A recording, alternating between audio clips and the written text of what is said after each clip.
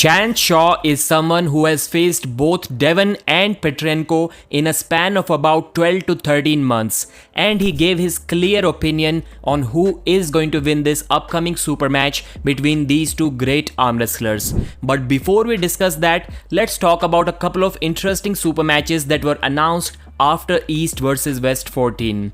So Todd Hutchings vs Yoshinobu Kanai. No one saw this match coming. After getting his revenge against Evgeny Prodnik, Todd mentioned in the post-match interview that he wants Yoshinobu Kanai next.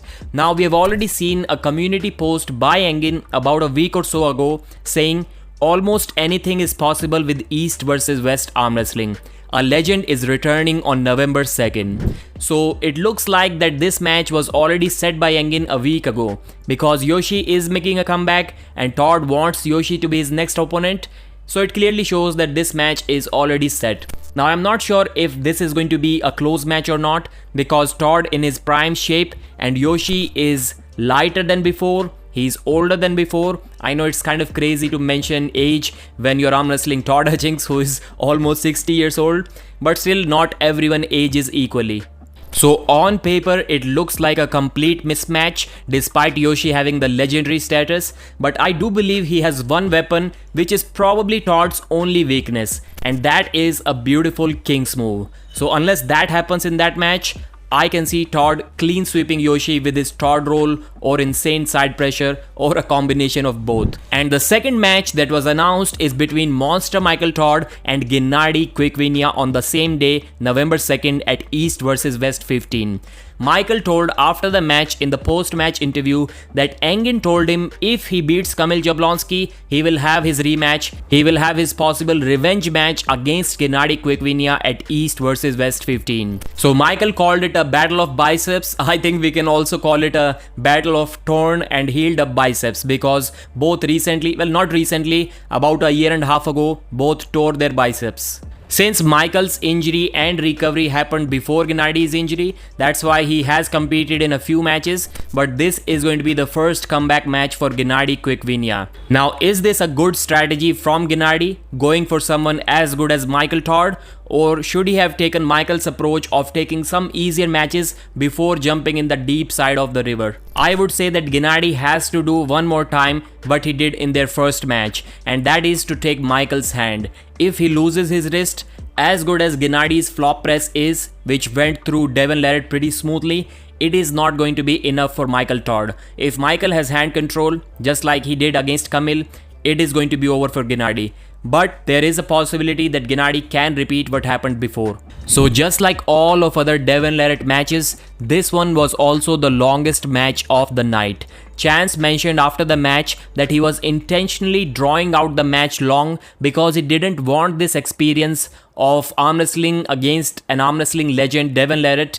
He didn't want this experience to end, and he wanted to stay at the table fighting against Devon for as long as he could. And he seemed really happy, not just because he got one win over Devon, but also because his trash talks maybe worked on Devon more than Devon's trash talks worked on Chance Shaw, which we also saw, and I kind of agree with that. This is a very rare scenario. Sometimes even if you are stronger than Devon in some possible areas, your mind games are not going to work against him. In fact, he can totally get into your head, just like the Hermes Gasparini match, which Chance also mentioned. So he was really happy that at least in this sense of not letting Devon work his mind up, he did better than most of the arm wrestlers that arm wrestled Devon LARRATT. But Chance also mentioned that he did better than he expected. So this clearly shows that when he was saying that he can totally destroy a 105 kg Devon and it won't be close, he was just lying to hype up the match. Even in his mind, he thought that he's not going to win a single round, which he did. He won one round. That's why he was so happy. It was the best moment of his life. And he even called this picture, this still shot, the best photo of his life, or at least the best photo this year. But now let's talk about the Oleg Petrenko versus Devon match. As I just mentioned, Chance has competed against both of them. He has lost against both of them, but he also won one round on fouls against both of them. So in that sense, both of these matches kind of looked similar. So should Devon versus Petrenko also be similar? Well, maybe not, because Devon was not peaked. and Oleg Petrenko was kind of strong when he faced Chan Shaw, and Chance also may have gotten a little bit stronger since then. But I guess we can say the same for Oleg Petrenko as well, so that again kind of levels the playing field. Chance said, and I quote, "I think Devon needs to get situated at this weight a little bit longer before he goes after Oleg Petrenko or Dadikian." It looks like Chance is favoring Oleg Petrenko as of now. He said that Petrenko might be too much for Devon if the match happens too soon. He said 1 month or so.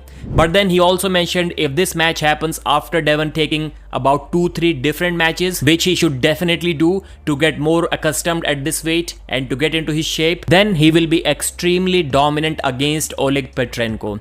That's kind of surprising that if Devon faces Petrenko in a couple of months, Petrenko is going to be too much according to Chance, and after 2-3 matches, Devon will be extremely dominant. So Chan Shaw is expecting Devon to completely change in just few months of time, or maybe 1 year of time. So there is the answer from the expert himself. Chance believes that if this match happens in a couple of months time from now, Petrenko is going to be the favorite. If this match happens later, after Devon takes a few matches, then he's going to destroy Oleg Petrenko. What are your thoughts about this? Please mention in the comments, like the video and subscribe.